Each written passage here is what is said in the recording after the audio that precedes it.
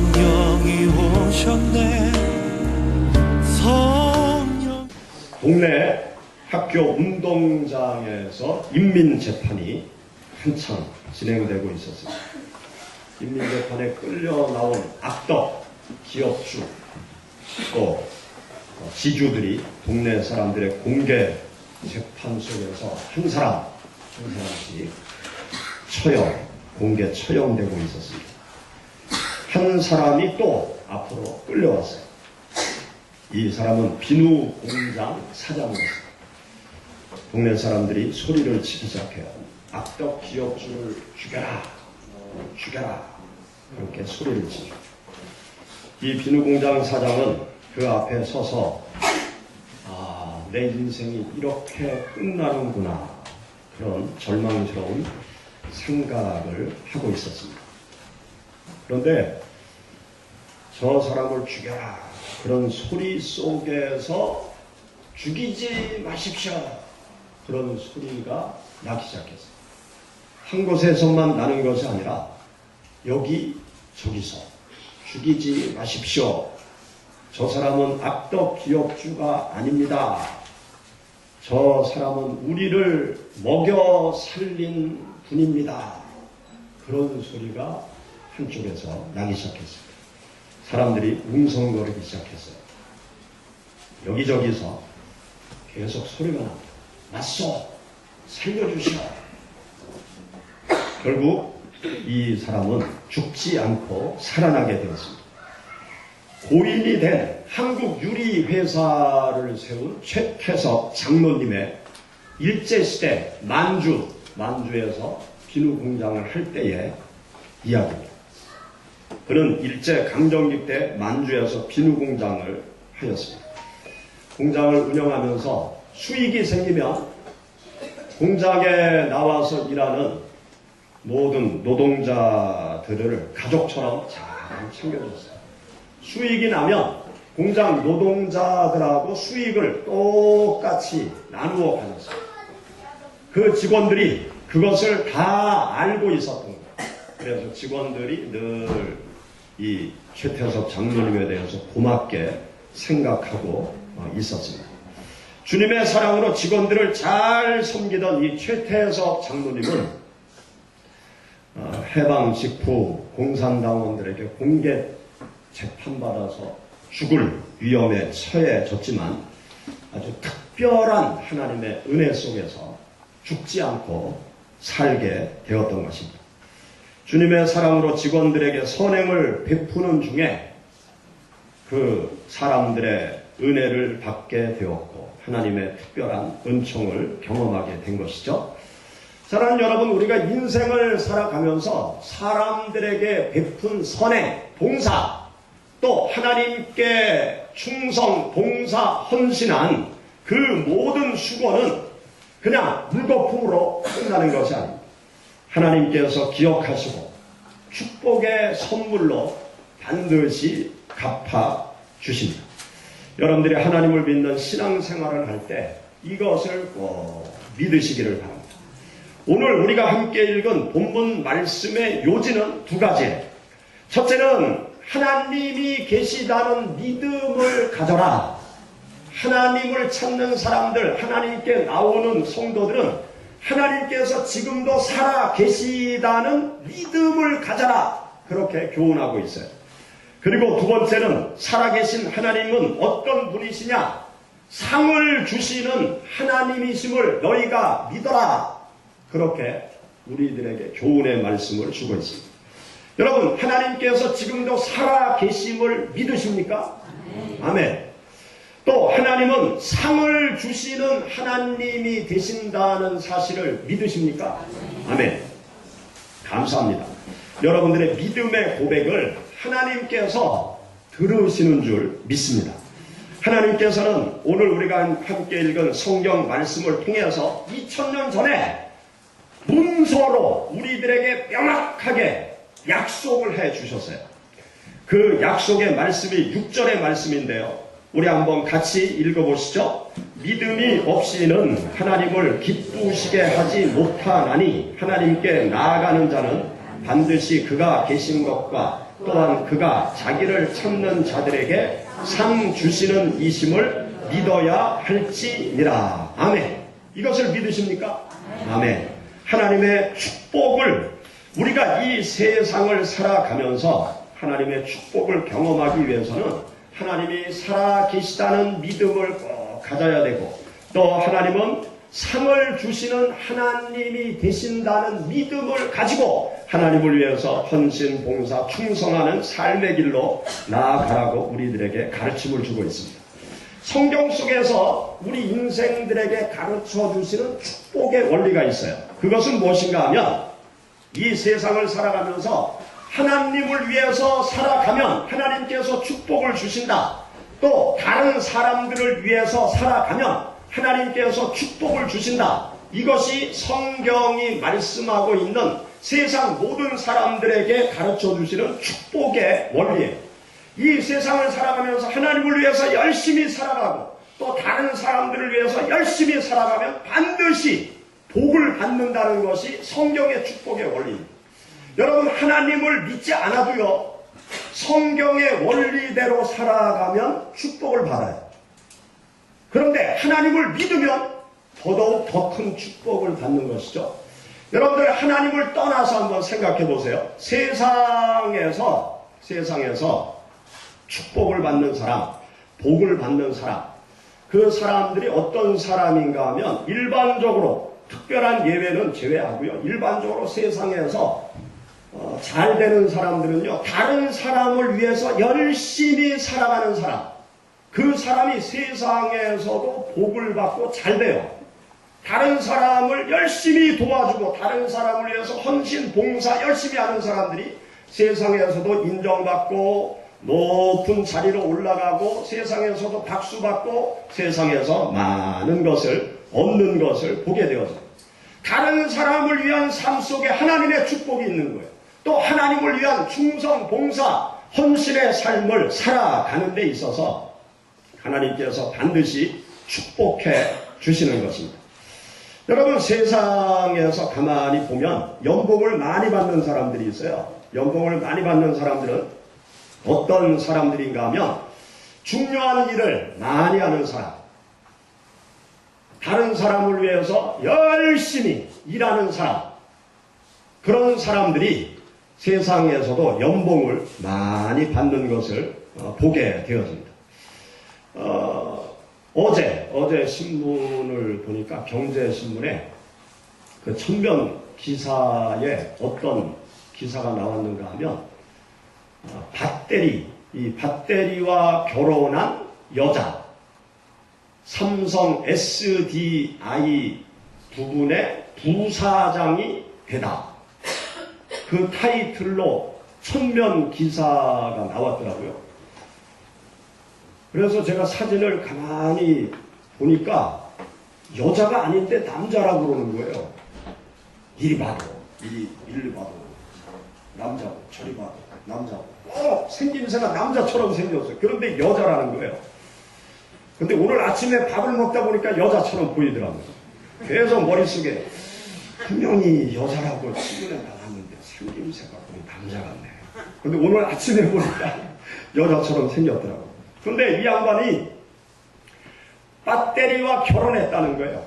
평생 동안 그 밧데리 하나 가지고 열심히 거기에 매달려가지고 주위에서 밧데리와 결혼한 여자라고 다들 그렇게 삼성 안에서 그렇게 자타가 인정하는 밧데리와 결혼한 여자라는 거예요. 제가 가만히 생각해 봤어요. 그 사람이 밧데리와 결혼한 여자라는 닉네임을 가지고 삼성 SDI 부분의 부사장이 됐다고 그러면 참 그 집 남편 밥도 제대로 못 얻어먹겠다. 아니, 언제 남편 밥 해줄 시간이 있어요? 언제 와이셔츠 다려줄 시간이 있겠어요? 그냥 남편이 알아서 밥 해먹고 와이셔츠 세탁소 갖다 주고 또 갖다 입고 뭐 남편이 가정일 다 했을 것 같더라고요. 그만큼 그 여 부사장이 될 정도로 그냥 그 일에 그냥 몰두해 있었던 거죠. 배터리를 열심히 연구해서 많은 사람들에게 좋은 것을 주어야 되겠다. 그런 일념으로 열심히 그렇게 일을 하다 보니까 중요한 직책을 맡고 많은 일을 맡고 또 연봉은 얼마나 받겠어요? 아마 수십억 받을 거예요. 수십억. 열심히 일을 하고 중요한 직책을 받은 사람들이 세상에서 보면 많은 연봉을 받아요. 우리가 하나님을 믿는 신앙생활을 할 때 냉철히 우리가 생각을 해야 돼요. 우리가 하나님의 축복을 다 받기를 원하는데 하나님의 일을 많이 해야 하나님의 축복을 많이 받습니다. 그렇게 믿습니까? 하나님을 위해서 다른 사람을 위해서 헌신봉사 충성 안 하는데 하나님이 축복하십니다. 이거는 성경의 원리가 아니에요. 일한 만큼 축복받는 거예요. 맞습니까? 틀립니까? 그런데 우리는 축복을 원합니다. 그렇게 소원하지만 하나님의 일을 좀 하십시오. 그러면 안 하려고 하잖아요. 안 하려고 하면서 하나님의 축복을 기다리는 거는 내 생각이 잘못된 거예요. 하나님의 일을 많이 하고 중요한 일을 많이 하고 하나님의 일에 몰두하고 세상에서 하나님께서 기뻐하시는 이웃을 위한 삶을 열심히 살아갈 때 하나님께서 축복을 나의 삶 속에 부어주시는 거예요. 그것이 성경의 원리인 거죠. 구약성경 창세기 18장과 19장 말씀을 보면 아주 귀한 말씀이 나와요. 창세기 18장 19장에 보면 두 사람의 이야기가 나옵니다. 아브라함의 이야기와 롯, 아브라함의 조카 롯의 이야기가 나와요. 그런데 창세기 18장과 19장에서 아브라함과 롯이 공통점이 있어요. 둘 다 축복을 받아요. 창세기 18장에서 아브라함이 축복을 받고 창세기 19장에서 아브라함이 축복을 받아요. 그런데 아브라함과 롯이 그냥 축복을 받은 것이 아니었어요. 둘이 똑같은 아주 좋은 일을 해요. 어떤 좋은 일을 하느냐? 집 앞을 지나가는 나그네, 이 아브라함이 집 앞을 지나가는 나그네를 잘 대접했고요. 롯이 자기 집 앞을 지나가는 나그네를 잘 대접했어요. 나그네를 잘 대접하고 나서 보니까 사람이 아니고 하나님의 천사고 하나님이셨어요. 사람을 대접한다고 했는데 하나님의 천사고 하나님이셨어요. 그리고 잘 대접받은 하나님과 하나님의 천사들이 아브라함과 롯에게 엄청난 축복을 가져다주는 이야기가 창세기 18장, 19장 말씀 가운데 기록되어 있습니다. 여러분 창세기 18장 말씀 한번 찾아보시죠. 창세기 18장 우리 다 같이 한번 찾아보시겠습니다. 창세기 18장 우리 1절 말씀부터 같이 봉독하시죠. 여호와께서 마므레의 상수리 나무들이 있는 곳에서 아브라함에게 나타나시니라. 날이 뜨거울 때 그가 장막문에 앉아 있다가 눈을 들어본즉 사람 셋이 맞은편에 서 있는지라. 그가 그들을 보자 곧 장막문에서 달려나가 영접하며 몸을 땅에 굽혀 이르되 내 주여 내가 주께 은혜를 입었사오면 원하건대 종을 떠나 지나가지 마시옵고 물을 조금 가져다가 하사 당신들의 발을 씻으시고 나무 아래에서 쉬소서. 내가 떡을 조금 가져오리니 당신들의 마음을 상쾌하게 하신 후에 지나가소서. 당신들이 종에게 오셨음이니이다. 그들이 이르되 내 말대로 그리하라. 아멘. 10절 말씀 11절 말씀.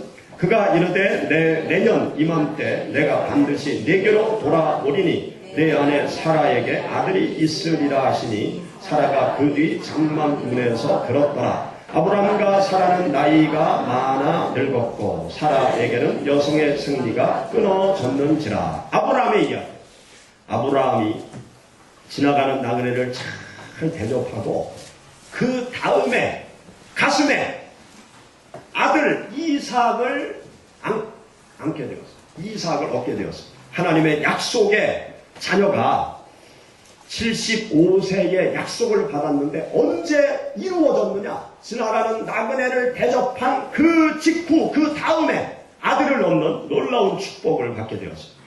또 창세기 19장 우리 1절부터 3절 저녁 때 그 두 천사가 소돔에 이르니 마침 롯이 소돔 성문에 앉아있다가 그들을 보고 일어나 영접하고 땅에 엎드려 절하며 이르되 내 주여 돌이켜 종의 집으로 들어와 발을 씻고 주무시고 일찍이 일어나 갈 길을 가소서. 그들이 이르되 아니라 우리가 거리에서 밤을 새우리라. 롯이 간청함에 그제서야 돌이켜 그 집으로 들어오는지라. 롯이 그들을 위하여 식탁을 베풀고 무교병을 부으니 그들이 먹으니라. 아멘. 여기 보면 두 천사가 아브라함의 집을 지나서 소돔과 고모라 성으로 들어가게 되었습니다. 그런데 롯이 소돔 성문에 앉아있다가 두 사람이 지나가는 것을 보고 낯선 나그네가 지나가는 것을 보고 자기 집으로 영접해드려서 극진히 잘 대접을 하죠. 그런데 천사였어요. 소돔과 고모라 성을 멸망시키러 들어온 천사였어요. 그들이 어떻게 합니까? 소돔과 고모라 성이 멸망당할 때 천사 2명이 그 롯의 아내와 두 딸을 양손에 4명을 붙잡고 두 천사가 그 성을 빠져나가는 광경이 창세기 19장에 기록되어져 있습니다. 창세기 18장과 19장의 말씀을 통해서 우리들에게 주시는 공통적인 교훈이 있어요. 그것은 무엇인가 하면 하나님을 위한 헌신과 봉사 뒤에는 하나님의 축복이 반드시 따라온다라는 진리를 우리들에게 가르쳐주고 있습니다. 이 세상을 살아가면서 하나님을 위해서 헌신, 봉사, 충성을 할 때 하나님께서 돌보시고 하나님께서 책임져 주시고 하나님께서 삶을 인도해 주시고 어려운 가운데서 지키시고 보호하시는 하나님의 인도하심이 있음을 이 말씀은 우리들에게 가르쳐 주고 있습니다. 중국 무안에서 평신도로 선교 사역하는 한 선교사님이 있습니다. 대학교에서 영상 미디어를 전공하고 직장 생활을 하다가 하나님의 소명을 받고 중국 무안으로 부부가 갔어요. 그리고 여러 해 동안 거기에서 대학교에서 제자 양육 사역을 하면서 선교 사역을 했습니다. 선교 사역을 하다 보니까 신학을 공부해야 되겠다라는 필요성을 느낀 거예요. 그래서 선교지에서 철수해서 대전 침대신학대학 신학대학원에 입학하게 되었어요. 제가 섬기는 선교단체 선교사님이기 때문에 제가 만나서 물어봤어요. 어떻게 생활은 어떻게 하냐, 뭐 생활 대책은 있냐 물어보니까 무대책으로 그냥 온 거예요. 그냥 하나님이 인도하실 줄 믿고 모든 거 정리하고 한국으로 온 거예요. 선교사님들이 보통 선교 나갈 때 뭐 재산 뭐 얼마 있지도 않은 거 다 정리해서 선교지로 가면 아무것도 없어요. 어디서 머무냐 그랬더니 학교 다닐 때는 학교 기숙사에 있고 아내는 그 처가 친정에 머무르고 그리고 주말에는 그 친정으로 가서 처가로 가서 이렇게 머무를 계획이라고. 그 얘기 들으면서 참 제가 막막하더라고요. 어떻게 학교를 다니고 어떻게 생활을 할까 제가 걱정이 되더라고요. 그래서 서울 일산에서 목회하는 친구 목사한테 전화했어요. 근데 그 친구 전화 통화가 거의 안 되거든요. 근데 어쩐 일로 전화를 받는 거예요. 그래가지고 이제 그 선교사 이야기를 하니까 뭐라고 얘기하는가 하면 빨리 우리 교회로 보내래. 왜냐하면 교회에 영상 미디어를 담당하던 사람이 다른 지역으로 갔다는 거예요. 그래서 그 자리에 사역할 사람을 찾고 있으니까 빨리 보내라고. 그래서 그 교회에 3년 동안 전도사로 있으면서 먹고 공부하면서 3년을 보냈어요. 그리고 올해 초에 졸업을 하고 무안으로 다시 바로 들어가겠다고. 그래서 또 걱정이 되잖아요. 그래서 그 친구 목사한테 후원 교회가 좀 돼달라고 제가 부탁을 했어요. 그랬더니 교회 후원하는 이 파송 교회가 돼달라고 그랬더니 파송 선교사가 너무 많아서 지금은 힘들다고 다른 방법으로 도울 수 있으면 돕겠다고 그러더라고요. 근데 나중에 알고 보니까 중국으로 갈 때 정착비를 교회에서 지원을 해주고 또 일정 부분 계속 후원을 해주고 있더라고. 그래서 참 고마운 마음을 갖게 되었습니다. 그 선교사님을 가만히 생각해 볼 때 하나님께서 정말 책임져 주신다. 그러한 깨달음이 있었습니다. 그래서 그 선교사님한테도 제가 그렇게 얘기했어요. 선교사님이 선교지에서 열심히 사역하니까 하나님께서 상을 주셨다. 본인도 그렇게 고백을 하고 본인도 그렇게 알고 그렇게 3년 동안 신학 대학원 공부를 잘 마칠 수 있었습니다. 사랑하는 여러분, 하나님과 사람들을 위한 헌신 봉사 뒤에는 하나님의 돌보심, 하나님의 축복, 하나님의 은혜가 있다는 사실을 여러분 분명히 믿으시기 바랍니다.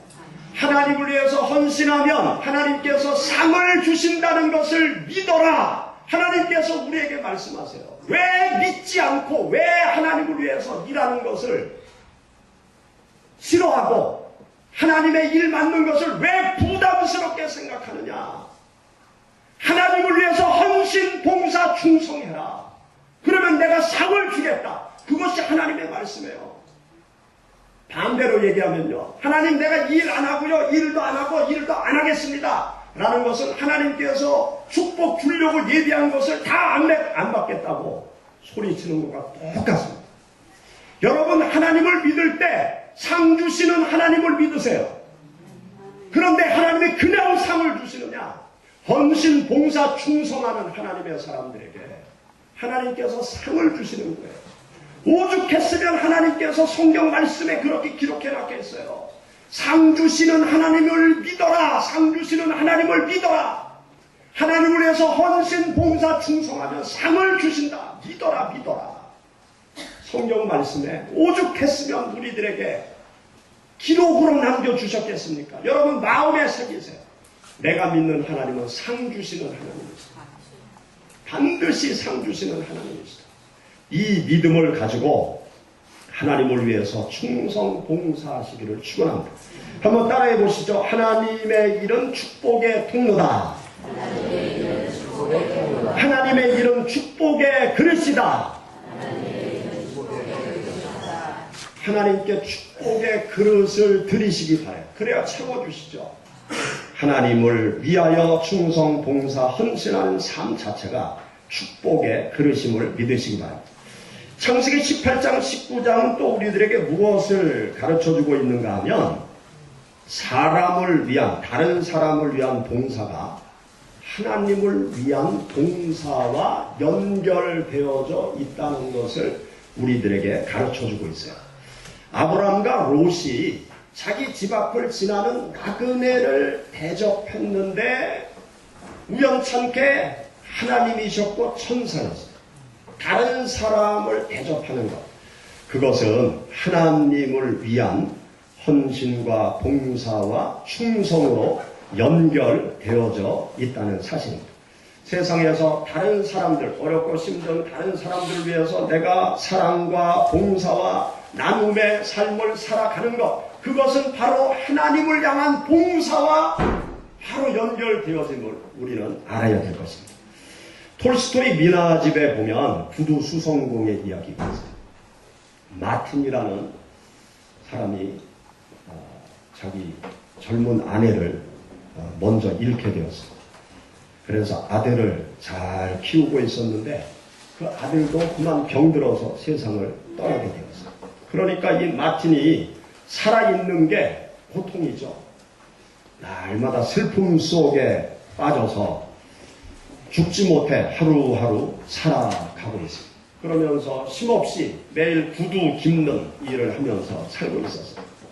그런데 어느 날 순례자가 이 구두 수송용 집에 들르게 되었습니다. 그러면서 이 순례자와 얘기를 하죠. 근데 순례자가 무슨 얘기를 하는가 하면 우리 인생의 삶이라는 것이 이해할 수 없는 부분이 너무 많다. 우리 인생의 삶의 고통, 고난, 어떻게 이해할 수 없는 일들이 너무 많다. 인생의 이 고난의 비밀을 알기 위해서는 성경을 읽을 필요가 있다. 그리고 성경을 읽어보면 삶의 의미도 찾을 수 있다. 그런 얘기를 하고 떠나요. 그래서 이 마티는 그 순례자의 이야기를 듣고 하루 일과가 끝나면 저녁 때 성경을 펴놓고 성경을 조금씩 보기 시작합니다. 성경을 조금씩 보면서 마음속에 삶의 의미를 조금씩 깨닫기 시작합니다.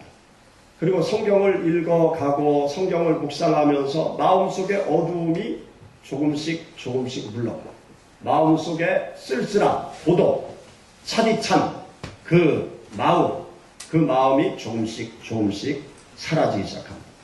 그러면서 그 마음속에 기쁨이 다시 차게 되고 그 마음이 점점 따뜻해지기 시작해요. 그러던 어느 날 성경 말씀을 읽는데 주님의 음성을 들어요. 내가 내일 너에게 찾아가리라. 얼마나 기쁩니까? 그 다음날 아침에 일찍 가게로 나가서 바깥을 깨끗이 청소하고 또 구두방 안을 깨끗이 청소를 하죠. 그리고 예수님이 오시면 따뜻한 차와 또 따뜻한 빵을 대접하려고 차를 끓이기 시작해요. 빵을 준비해놔요. 그리고 예수님이 오시면 추운 이 러시아 겨울에 예수님이 오시면 구두 한 켤레 드리려고 자기가 생각한 좋은 구두를 하나 딱 준비해 놓습니다. 그리고 예수님이 오시면 돈도 좀 드려야 되겠다. 그렇게 준비하고 기다리고 있어요. 그래서 예수님이 언제 오시나 바깥을 내다보면서 일을 하고 있는데 바깥에 늘 청소를 하는 할아버지가 집 앞을 쓸면서 지나가고 있는 거예요. 그런데 가만히 보니까 그날따라 너무 그 할아버지가 추워 보이는 거예요. 그래서 나가서 할아버지 들어오세요. 들어오셔서 차 한 잔 드시고 가세요. 그러면서 그 할아버지한테 따뜻한 차 한 잔과 빵을 좀 쓸어서 드립니다. 그러니까 고맙다고 그러면서 떠나요. 그리고 또 계속 일을 하면서 기다리죠. 예수님이 언제 오시나. 근데 갑자기 막 시끄러운 소리가 들리는 거예요. 내 이놈! 거기 서라! 그러면서 어떤 꼬마아이가 할머니한테 톡 붙잡히는 거예요. 너 일로 가자! 경찰서로 가자! 이러! 남의 집 와 사과 훔쳐가면 어떡해! 사과를 훔쳐가다 들키는 배고파서 사과를 훔쳐서 먹으려고 그러다 들킨 거예요. 그러니까 마틴이 총알같이 바깥에 뛰어나가 어우 할머니 화가 나시겠네요. 제가 돈을 드릴 테니까 이거 돈 가지고 가자. 그러면서 사과 값보다 더 많은 돈을 줘요. 그러니까 할머니는 어휴 그래 고마워 그러면서 가죠. 그리고 이 꼬마 아이에게 사과를 주고 또 차 한 잔 주고 빵을 썰어서 주고 배고프면 언제든지 찾아와라. 그리고 그 꼬마아이가. 그리고 또 예수님이 오후 시간 됐는데도 예수님이 안 오셔서 언제 오시나 하고 기다려요. 그런데 바깥을 보니까 군인들이 전쟁에 나갔다 돌아오고 그런데 한 군인이 맨 뒤에서 완전히 몸이 다쳐가지고 쩔뚝쩔뚝거리면서 지팡이를 짚고 뒤쫓아가는 거예요.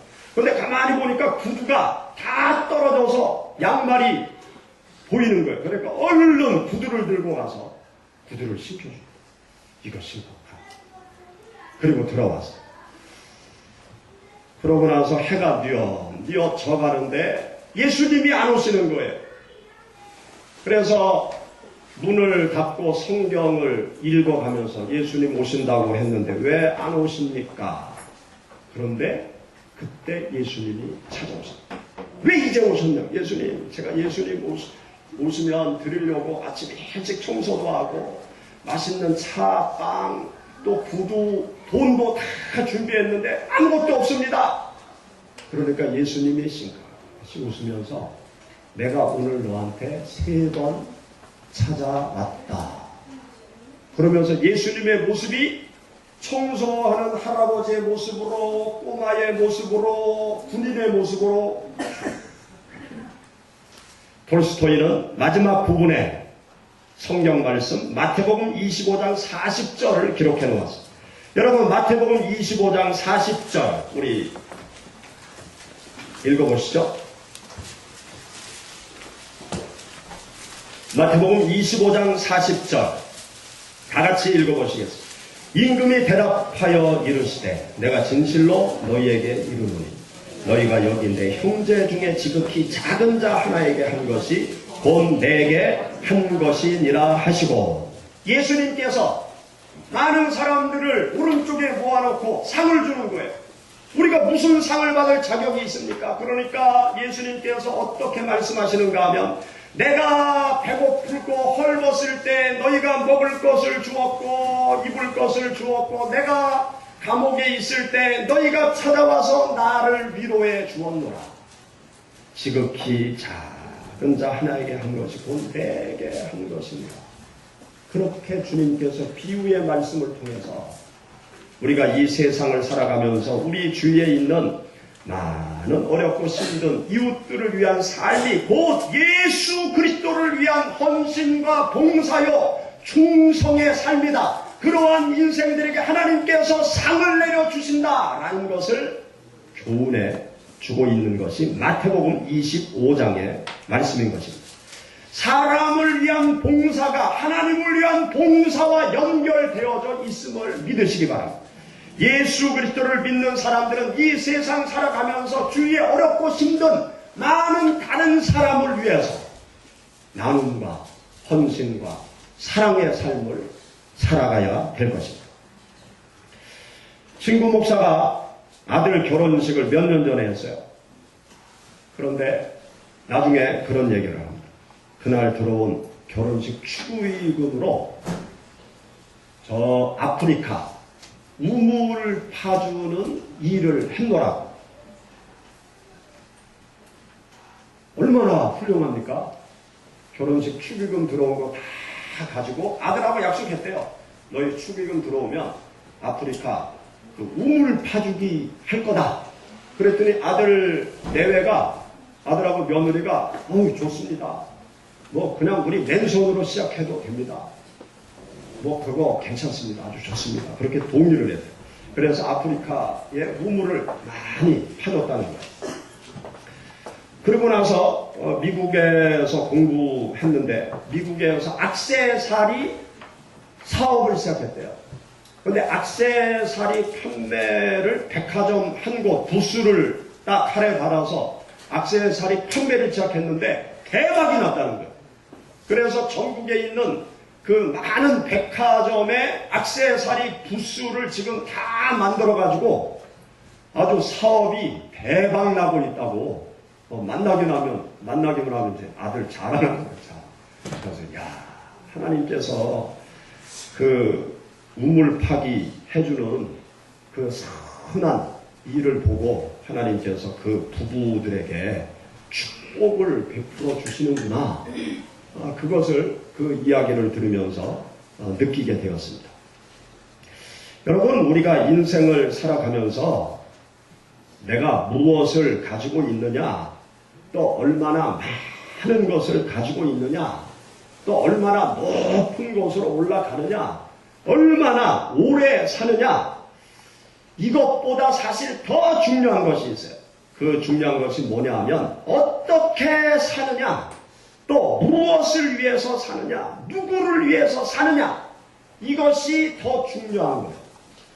앞으로 제가 여러분들을 가만히 보니까 지금 30대, 40대 되신 분들은 다 100세까지 살 것 같아요. 아주 100세까지는 좋게 살 것 같아요. 30대, 40대 되시는 분들. 제 이야기가 아니고 2045 UN 미래 보고서에 나온 내용이에요.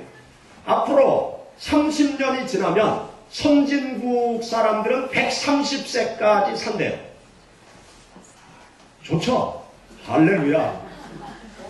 얼마나 오래 살고 좋습니까? 할렐루야.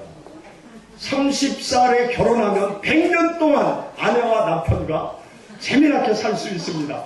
할렐루야. 얼마나 좋습니까? 예. 뭐 지금 한 70 되신 분들은 뭐 죄송하지만 평균 수명 80은 좋게 살아갈 수 있어요. 우리 교회 90세 너무 심해도 불구하고 대흥동에서 주일날 빠지지 않고 오시는 우리 권사님이 93세, 내년 94세 되시는데 주일날 주일정수 하세요. 우리 김동성 원사님. 얼마나 감사. 저 대흥동에서 오세요. 대흥동에서. 요 가차운데서도 못 오는 분들이 있는데 정말 도전받으셔야 돼요. 앞으로 100년은 좋게 산다니까요. 100년. 아주 오래오래 산다고요. 그런데 여러분, 우리가 생각해야 돼요. 오래 사는 것보다 중요한 것이 있어요. 어떻게 사느냐가 중요해요. 오래 사는 것보다 더 중요한 게 무엇을 하면서 사느냐가 더 중요한 거예요. 내가 돈을 얼마나 가지고 있느냐보다 그 돈을 어떻게 쓰느냐가 더 중요합니다. 인생의 행복은요, 얼마나 가졌느냐, 얼마나 높이 올라갔느냐, 거기에 얼마나 오래 사느냐, 거기에 인생의 행복이 있는 게 아니에요. 내가 무엇을 위해서 살아가느냐, 거기에서 해답이 있는 거예요. 내가 인생을 어떻게 살아가느냐의 그 삶 속에서 우리가 해답을 찾을 수 있는 거예요. 성경은 명쾌하게 우리에게 알려주고 있습니다. 하나님을 위해서 살아라. 이웃을 위해서 살아라. 거기에 인생의 행복이 있다. 아주 명쾌하게 우리에게 알려주고 있어요. 다른 데 없어요. 다른 데 가서 찾아보세요. 시간 낭비, 에너지 낭비예요. 아주 단순해요. 우리 학생들 어떻게 인생을 행복하게 사느냐? 돈 많이 벌어서 좋은 차 타고 스포츠카 타고 폼나게 샥 달리는데 인생의 행복이 있냐? 아니에요. 다른 사람을 위해서 살아가는 그곳에 인생의 행복입니다. 하나님을 위해서 사는 곳에 인생의 행복이 있는 삶의 보람이 있고 삶의 가치가 하나님을 위한 삶과 이웃을 위한 삶 속에 있는 것입니다. 여러분들이 2015년 이제 얼마 남지 않았습니다. 어떻게 사셨습니까? 2015년 무엇을 위해서 살았습니까? 이제 한 20일 지나면 2016년이 오는데 2016년 어떻게 살아가려고 하십니까? 아니 평생 남은 인생 어떻게 살아가려고 하십니까? 하나님을 위해서 사세요. 하나님을 위해서 헌신하세요. 이웃을 위해서 살아가세요. 이웃을 위해서 헌신하세요. 거기에 행복이 있고 기쁨이 있고 하나님의 축복이 있습니다. 여러분 로마서 6장 우리 12절 13절 다 같이 찾아보시죠. 로마서 6장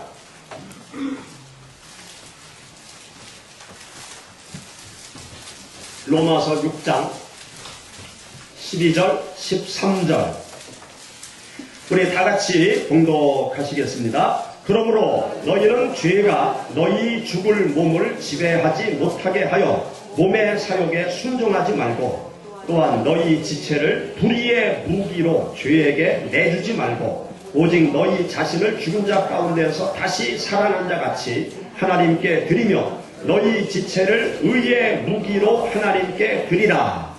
여기 보면 나를 죄에게 내주지 말아라. 나를 의의 무기로 하나님께 드려라. 그렇게 말씀하십니다. 나 자신을 불의의 무기로 죄에게 내주지 말고 의의 무기로 하나님께 드리라는 것입니다.